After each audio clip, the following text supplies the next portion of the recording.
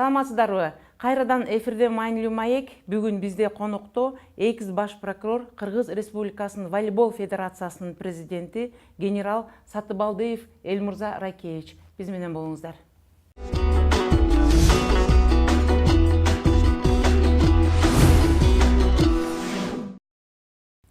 Саламатсызбы, Элмурза мырза?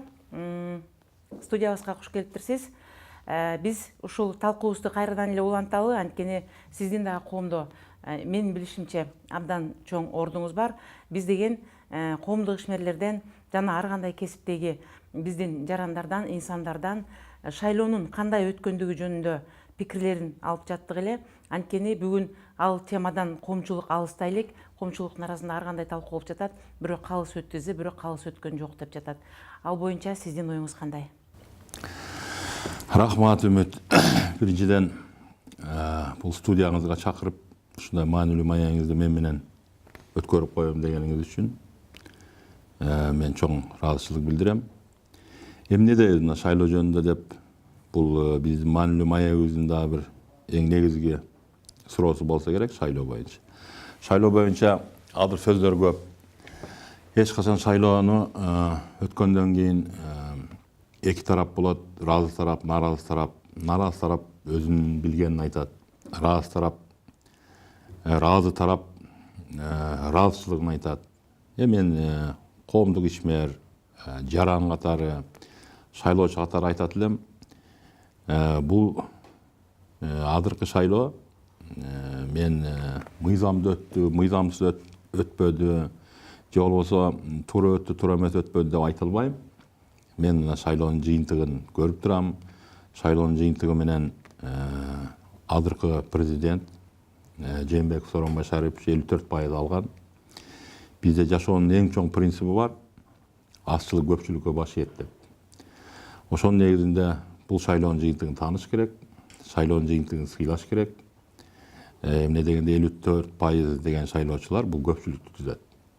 Анда бүгүн бизде конок сиз болуп, ушу юридикалык жактан жакка тиешеңиз бар адам катары мен сот жөнүндө сизден сурайын дегенмин. Анткени биз ушул сотко коомчулук канчалык пайызда ишеним көрсөтөт деген сурамжылоо алганыбызда коомчулуктун 75% бүгүнкү күндө соттун калыстыгына ишенбейт. Буга сиздин оюңуз кандай? Биздин коомчулукта, кыргыз коомчулугунда, Кыргызстан мамлекетинин коомчулугунда чындыгында сотту бизде адилетсиз деп таанып жүргөн. Сиз айткан 70%дан дагы мен аны дагы көп 90% деп коймокмун. Мен айтып коеюн, тиги сот адилеттүү болбосо эч качан мамлекет өнүкпөйт. Кандай бай мамлекетпи, жакыр мамлекетпи, демократиялык мамлекетпи, кандай мамлекет болбосун, акыркы сөз, акыркы акыйкатты чечип бере турган сөз, бул сөз сот системасы болуш керек. Туура эми азыр көп жылдан бери эле, 25 жылдан бери эле сотту реформалайбыз, сотту оңдойбуз деген мамлекет тарабынан иш-чаралар жүрүп атса керек. Мен ойлойм, мына акыркы жылдары сот адилетсиздиги аябай күч алып кетти. Жаран акыры мыйзам укугу тебеленип, мыйзамга жардам сураш керек болсо баарды сотко чуркап барабыз. Сотубуз кандай чечим чыгарып атат, аны өзүңөр көрүп атасыңар. Ошондуктан мен сиз менен толук кошула алам. Мага соттор, мен деле юристмин да. Как юрист катары, коллега катары сот системасы иштегендер капа болбосун, сот системасы талкаланып бүттү. Жок, адилеттүүлүк деген сот жок, мен көрбөй жатам. Мына акыркы кездери эми шайлоого байланышып, өзүмүн кичи мекенимде Ош областында, Жалал Абад областында болуп келип, бир 2-3 тааныш соттор менен отуруп калып, алар мага статистикасын айтып калды. Мына Жалал Абад областы боюнча эле 98% соттун кызматкерлери алмашып кетиптир. Соттор, судьялар. Эми бул деген туура эмес. Реформалайбыз деп эле реформага карата бизде реформаны балким акырына чейин түшүнбөй кадр алмаштырып койсок эле реформа болот деп балким ошондой кадр алмаштырууга барган. Эч качан эч качан бир дагы бир мекемеде, бир дагы мамлекеттик мекемеде, жеке мекеме болобу 98% коллективди алмаштырат деген ал туура эмес. Эң жеткен чеги мен ойлойм, мына алмаштыргың келеби кадрды 20%, андан барып дагы 20% ошентип, эгерде сен аларга ишенбесең, ошондой тазаланса болот. Эгерде ошол кеткен судьяларды коррупция менен байланышкан, же болбосо баа чынчыл эмес деп, биз ушул реформанын, кадрдык реформанын негизи деп туруп, канча мындай алтындай болгон тажрыйбалуу, аркасында бир 20 жылдык, 25 жылдык тажрыйбасы бар сот ага эжекелерибизди азыр көчөгө чыгарып койдук. Алардын ордуна жаш юристтерди алдык. Туура, жаштарга орун бериш керек, бирок сот системасында сөзсүз тажрыйбага, сөз жашка караш керек. Эч качан окууну бүтүп келип, кечелети же балыкчыдагы же Кызылкыядагы юридикалык факультетти бүтүп келип, бүгүн мен бирөөнүн тагдырын чечиш. мен бүгүн судья болом деп туруп, адамдын тагдырын чечиш бул оңой эмес. Мен дагы өзүм адамдын тагдырын чече турган жумушта иштеп жүрүп, мен мунун түп тамырын билем. Эмне дегенде, бир адамдын тагдырынын аркасында канча адамдын тагдыры жатат. Ошон үчүн эч качан адамдын тагдыры менен ойнобош керек. Мына сөзүңүзгө аралжы, биз сизди чакыргандан кийин бул суроону бербей кое албайбыз. Анткени 7 апрель боюнча кылмыш жазасын тарткан саналуу гана адамдар болду. Алардын ичинде сиз да барсыз. Сиз бүгүнкү күндө гезит журналдарга интервью бергениңизде социалдык тармактарда ар дайым ошол окугандардын пикири бул Сатыбалдиев Элмир Заракеевичти туура эмес соттоду, бийлик өзүнүн алсыздыгын көрсөттү. Бул жерде анын күнөөсү жок болчу. Негизги баягы кылмышты жасаган кылмышкерлерге алдары жеткен жок деген ойлорун жазып, жана ошондой эле сиздин элге көп жакшылык кылган учурларыңызды да эскерип жатышты. Негизи эле ушул сиздин соттолушуңуз боюнча мына иш бүттү, аягына чыкты. Бирок сиздин ошол жөнүндө пикириңиз кенен эл алдына айтыла элек. Эгер мүмкүн болсо ошол жөнүндө азын улак сөз кылып берсеңиз. Эми апрель соту боюнча мен ойлойм, мындан алдагы тарыхта көп сөздөр айтылат. Буга юридикалык жактан баа берүү туура болду, туура эмес болуп калды деп айтуудан мен алысмын, бирок тарых өзүнүн баасын берет. Мен ойлойм, бул өкүм, апрель соту боюнча өкүм, бул баягы бир аз саясат жаатындагы өкүм болуп калды. Мен бирок апрель окуясында, ошо апрель окуясынын соту боюнча жоопко тартылганым үчүн мен сыймыктанып айтам. Себеп дегенде, эч качан жоопкерчиликтен качпаш керек. Ошол 7 апрель болуп, ушул каргашалуу окуя болгондон кийин эле, мына өзүңүз айтып кеттиңиз, гезит журналдарга берген маегимде дагы ар дайым айтам, менин моралдык жоопкерчилигим бул 7 апрель каргашалуу окуясында бар. Мен аны тана албайм. Эмне дегенде, мен ошол күнү мен жумуш ордунда элем. Ошол каргашалуу окуя болгон ак үйдүн алды. Мен ошол ак үйдө отурдум акырына чейин. Анан жоопкерчиликтен качуу иретинде мен таптадамын, мен эч нерсени билбейм деген менин табигатыма жакпайт. А менин соттолуп чыгышым мыйдамдуу эмеспи? Буну өзүңүз айтмакчы, буну эл өзү айтып койду. Туура отурдук, жоопко тартышты. Балким бул нерсенин баардыгы мамлекетти ошол маалда бир аз опурталдуу кооптоону бар эле. Кичине стабилдүүлүктөн чыгып кетет, башаламандык болот. Бул апрель соту боюнча эми чынбы жалганбы 77 жарандан ашык жаран ошол күнү каза тапты. Бирөө жооп бериш керек эле.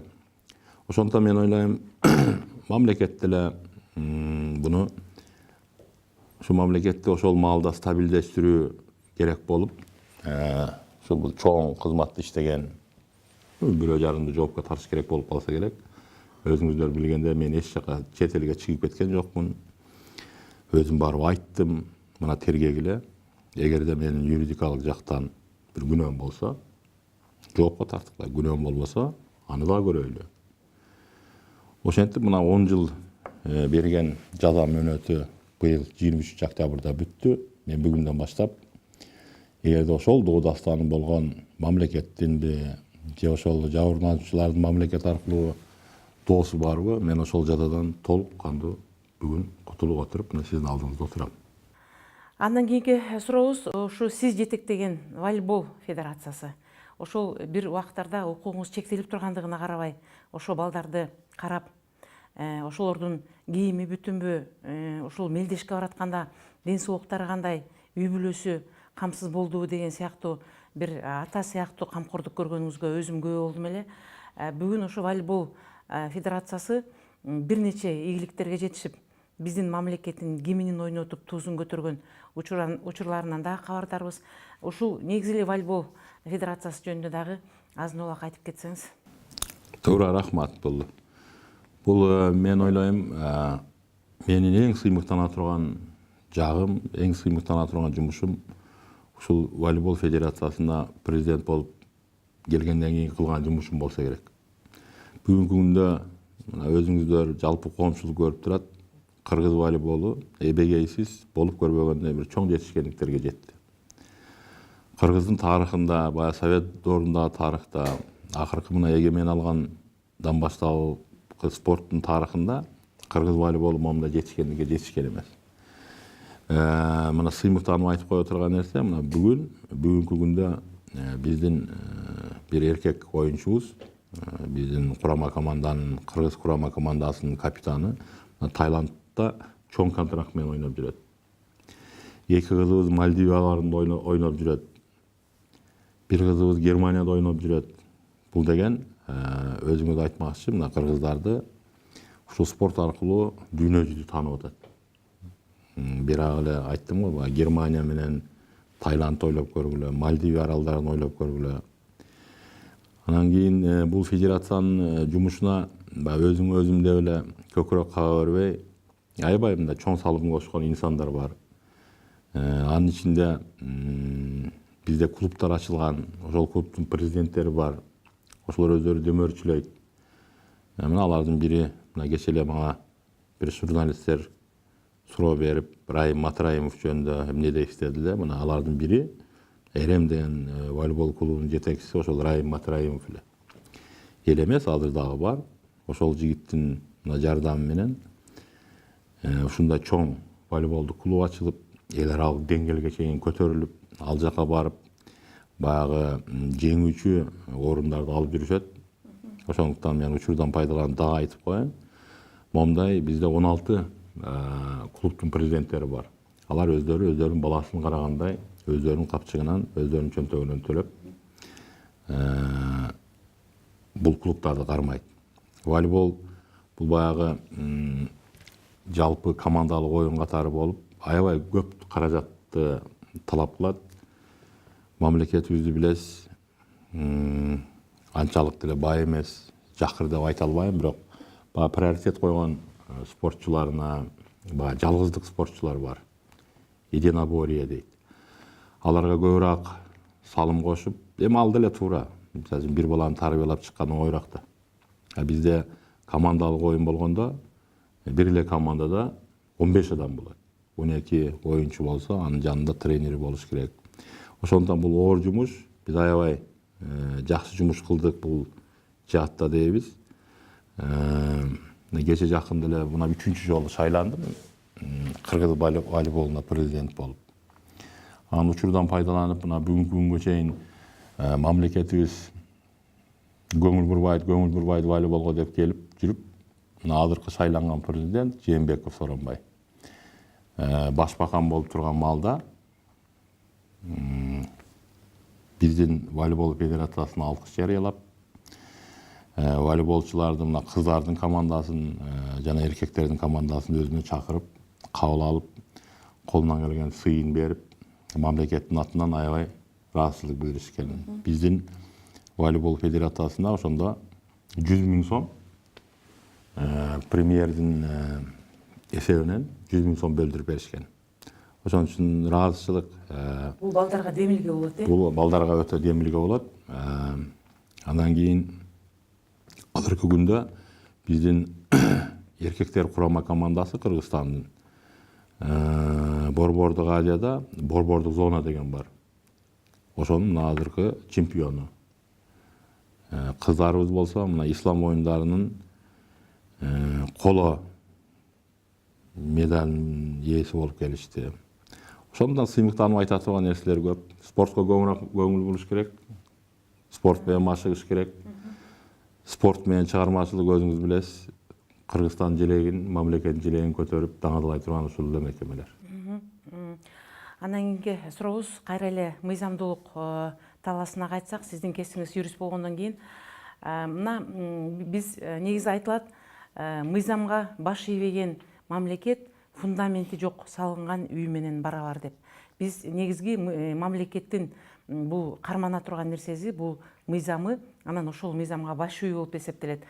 Мына кече жакындан бери эле биздин социалдык тармактарда коомчулуктун арасында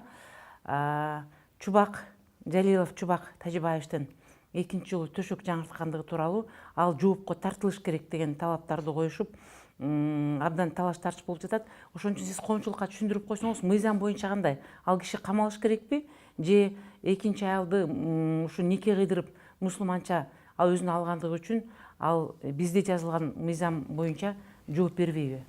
Жашоо эрежесинин өзүнүн мыйзамы бар. Анан кийин укуктук мамлекет болгондон кийин анын өзүнүн жазылган, кабыл алынган мыйзамдары бар. Мен бул суроого жооп бербей деле койсом болот, бирок юрист катары сурап атсаңыз керек. Мен юридикалык жактан бул эки аял алуу, эки жана көп аял алуу деген мыйзам бар. Мен азыр тиги кылмыш кодексинде канчанчы статья экенин эсимде жок, эми 7 жыл болду иштеген, бирок мен анын жагдайын билем. Бул статья эч качан Кыргызстанда иштеген эмес. Туура эки аял алуу мыйзам жагынан тыюу салынат. Бул эмне дегенде кылмыш жоопкерчиликке тартылат. Бирок аны момундай караш керек да. Адамдын каалоосу бир, а мыйзамда жазылып калган башка. Мен ойлойм, Чубак ажынын бул кылган иши боюнча бир дагы мыйзамга карата жоопко тарта албайт эч ким. Себеп дегенде эки аял алуу, эки жана андан көп аял алуу дегендин эң чоң белгиси жалпы чарба болуш керек. Орусча айтат, ведение общего хозяйства дейт. Аны далилдеш керек.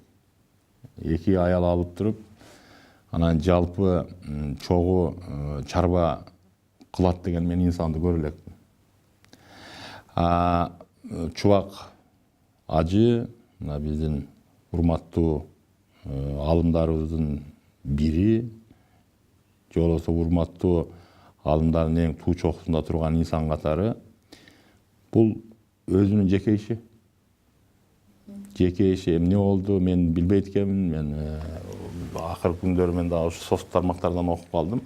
Мыйзам алдында жооп бербейт э? Мыйзам алдында жооп бергенге негизи жок. Биринчиден айттым го. Не дегенде бул кылмыш статья эч качан Кыргызстанда иштеген эмес. Буну иштетиш да кыйын. Же башкача жогорку кеңеш мыйзам кабыл алыш керек. Мыйзам боюнча биздин МВД өкүлдөрү кабардар эмес, алар деген ачык жарыялашты. Биз деген муну изилдеп көрөбүз деп. Алар даже аралашканга да акысы жок турбайбы, Бизде мындай да. Бизде ушинтип чыгып айтып алабыз, биз изилдеп көрөбүз, текшерип көрөбүз. Сен эмнени текшересиң, эмнени изилдеп көрөсүң деген адам жок. Ушинтип текшеребиз, изилдеп көрөбүз, анан кабар беребиз деп коомчулукту будуң чаңга салгандагы ушул укук коргоо органдары. Биринчиден сен изилдеп, текшерип көрүш үчүн сага кайрылуу болуш керек. Бул сага кайрылуу болгон учурда дагы мейли мына журналистикада чыккан, СМИлерде чыккан нерселерди деле мындай кайрылуу катары эсептесе болот. Бирок анын текшерүү механизмин МВД же прокуратура каяктан табат? Ал үчүн бирок кайрылыш керек, э? Заявление жазыш керек болчу. Жок, кайрылуу деп могул прессада чыккандарды деле кайрылуу катары санаса болот. Бирок аны эмне деп текшересиң, эмне негизинде текшересиң? Ал айтып атат, мен өзүм көрдүм интервьюсун. Мен ушундай нике кылып, экинчи аял алдым деди. Балким аны айтпай деле койсо болмок. Антип жашагандар толтура Кыргызстанда. Ошолордон да баардыгын жоопко тарткыла. Ошол МГД текшерем деп атабы, прокуратурасы текшерем деби, ГКИМБыз текшерем деби. Анда бүт кыргыз жарандарын текшерип чыгыла кыргызстандыктарды. Мен айттым го, могул чубак ажыны жоопко тартабыз деген статья менен чубак ажыны жоопко тарта албайт. Текшерүү да жүргүзө албайт. Эмне деп текшерүү жүргүзөт? Мен ошол жагын айтып койдум да, мыйзам жагын сурап атканыңыздан. Мындай моралдык жагын, же болбосо баягы ыйман жолунда кандай болот дегенге мен баа бере албайм. Бирок жеке чубак ажы жөнүндө айтсам, мен мындай аябай сыйлап жүргөн, мындай алым кишилерден да сыйлап жүргөн, ушул баягы ыймандуулукту туу көтөрүп жүргөндөрдүн азыркы күндө кумири болуп калган бул киши. Ошондуктан мен эгерде ушул суроо же менин айткан сөзүм мына бүгүн орундуу болсо, менин сөзүм кандайдыр бир бирөөлөргө бир жолдомо боло турган болсо, мен ачык айтып коеюн. Мыйзам, ошол кылмыш кодексинде жазылган мыйзам боюнча чубак ажыны же чубак ажыга окшогондорду кылмыш жоопкерчиликке тарта албайсың. Моралдык жоопкерчиликке тартыш үчүн аны коомчулук тартатын, ал талкуулап атасыңар. Анан жеке үй бүлөсү тартат. Же өзү тартат. Чоң рахмат. Сизге чейин бир дагы юрист чыгып, ал кишинин укугу жөнүндө эчтеке ачык айтышкан жок. Бүгүнкү күндө коомчулук билип да билбей да баары талашып жатышат. Мына ойлойм, сиздин айткан мыйзам чегинде айткан сөзүңүз буга чекит коет го деп. Анда биз кайрадан негизги темабыз шайлоо темасына кайтсак, мына сиз ошол шайлоо учурда каякта болдуңуз, кимди шайладыңыз, кайсы кандидатка үгүттөдүңүз? Анткени биз билгени Өзгөн районунда, негизи эле Кыргызстанда сизди сыйлап урматтаган, сиз айтсаңыз жок дебеген адамдар көп. Буга өзүбүз да күбө болуп жүрөбүз. Ошол шайлоо учурунда кандай кызмат кылдыңыз, кимди шайладыңыз? Эгерде жашыруун болбосо, ал жөнүндө да айтса кетсеңиз. Эми жашыратман нерсе жок. Мен дагы жаран катары шайлоого укугум бар. Сөзсүз мен дагы өзүм тандаган кандидатты шайладым. Мен шайлоо учурунда көбүнчө өзүм кичи мекеним Өзгөн районунда болдум. Ал жерде өзүңүздөргө мындай белгилүү болгондой, ошо Өзгөн району, анын ичинде барып мен жашаган, менин туугандарым түзгөн Салам алек айыл өкмөтү баардыгы бир добуштан азыркы утуп чыккан президент Сооронбай Жээнбековду колдошту. Мен сөз жок, ушу туугандарым катарында мен дагы колдодум. Добушуңузду Сооронбай Жээнбековго бердиңиз, э? Маегиңизге чоң рахмат. Мындан аркы ишиңизге да ийгилик каалайбыз. Биз билгенден бүгүн сиз жетектеп өстүрүп жаткан волейбол командасы мындан дагы бийик чокуларды багынсын. Анткени биздин мамлекетке спорт тармагындагы өсүүлөр абдан керек.